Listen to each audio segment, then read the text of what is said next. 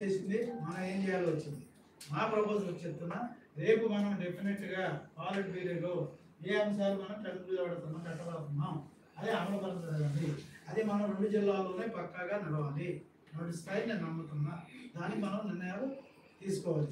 ఒకటి ప్రయాణం ఎలా అనేది రేపు సాయంత్రానికి ఎవరు వస్తారో తెలిసిపోద్ది, ఎలా వెళ్తామో తెలిసిపోద్ది. దానికి అక్కడి నుంచి ఒక 3, ఇక్కడి నుంచి ఒక 3, ఈ సంఘాలు 4 కాబట్టి 4, లేదంటే ఇద్దరిద్దరని పెట్టుకోండి.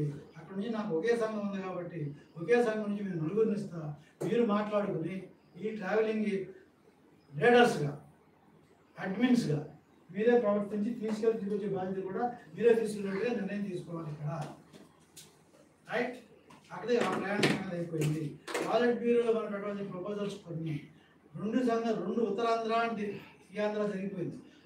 రాయలసీమకు వచ్చేటప్పుడు 4 జిల్లాలు ఉమ్మడి జిల్లాలు, అలాగే ఉత్తరాంధ్ర వచ్చేటప్పటికి 3 జిల్లాలు, తర్వాత కోనసీమ 2 జిల్లాలు, మధ్యాంధ్రప్రదేశ్లో ఏమున్నాయి? నెల్లూరు అస్తవ్యస్తంగా ఉంది, అక్కడ మనకు ప్రాధాన్యత కూడా లేదు. ఇప్పుడు అక్కడ 4, అది 5.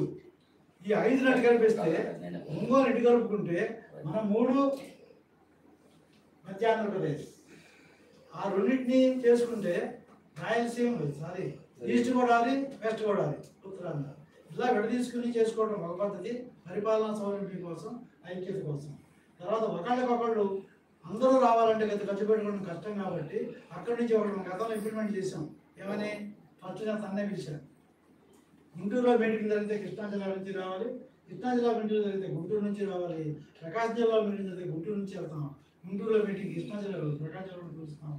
ఒక హెల్దీ రిలేషన్ కుటుంబంలో లేకపోతే పక్కన భోజనం గట్ట పిలుస్తాం. ఇవి కావాలి. ఈ రకంగా మనం ప్రయాణం చేద్దాం, సమిష్టిగా ఉందాం. ఒకటి ఎన్నో ప్రపోజల్ చెప్తున్నాం. మన బలప్రదర్శన సాయిరాజు గారు శ్రీకాకుళం దగ్గర నుంచి అనంతపురం దాకా ప్రతి జిల్లాలోనూ సమిష్టి మీటింగ్ జరుగుతుంది. ఎలా జరుగుతుంది? అది ప్రపోజల్స్ పెట్టాలి. ఎలాంటి ప్రపోజల్స్?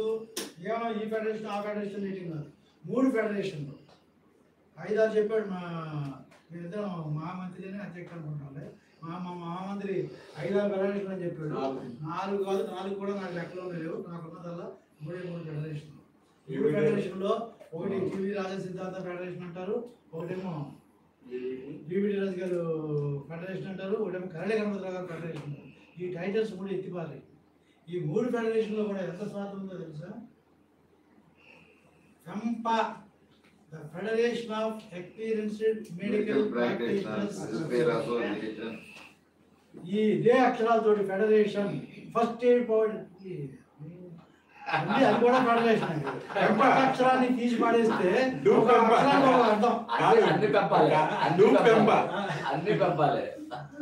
అక్షరాలు చూస్తే అర్థాలే వేరు. ఆ ఎఫ్ అర్థం వేరు, ఈ ఎఫ్ అర్థం వేరు.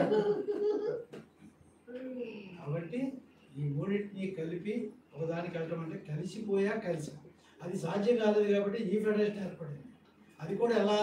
జ్యుడిషియల్గా ఇచ్చుకున్నా కొడకలారా, ఐఎంఏ డాక్టర్లారా, మేము డిగ్రీలతో ఆర్ఎంపీ పిఎంపీ లాగా ప్రాక్టీస్ చేయటం లేదు,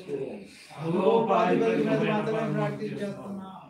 మేము తేటతల్లంగా చెప్పాం. మేము అగ్రీలు ఎట్లా అవుతాం? ఎలా అవుతాం? రకంగా అవుతాం.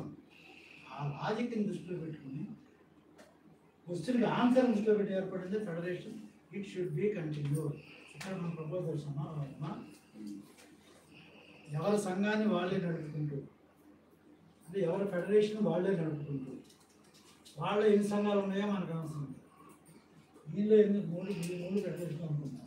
ఆయన ఫెడరేషన్లో ఎన్ని సంఘాలు ఉన్నాయో మనకు అవసరం లేదు. వాళ్ళ బయట కూడా మనకు అవసరం లేదు. ఈ ఫెడరేషన్ ఎన్ని సంఘాలు ఉన్నాయో మనకు అవసరం లేదు. ఈ ఫెడరేషన్ సంఘాలు బయట ఇంకా ఎన్ని ఉన్నాయో మనకు తెలియదు, అలా కదా? కాబట్టి వాటితో నిమిత్తం లేకుండా బయట అంటే ఏ సంఘం ఉండకూడదు. ఏ సంఘం ఉన్నా కూడా వెంకటరాజు ఇష్టమా, ఉమాశంకర్ ఇష్టమా, రామారావు ఇష్టమా అంటే ఫెడరేషన్. ఆ ఫెడరేషన్లోకి ఆ సంఘాలు విలీనం అయిపోవాలి. అవ్వలేదా? ఈ 3 సంఘాల నాయకులు ఏదైతే అనుకున్నారో వాళ్ళు వెళ్ళి వాళ్ళని వదిలేయాలి.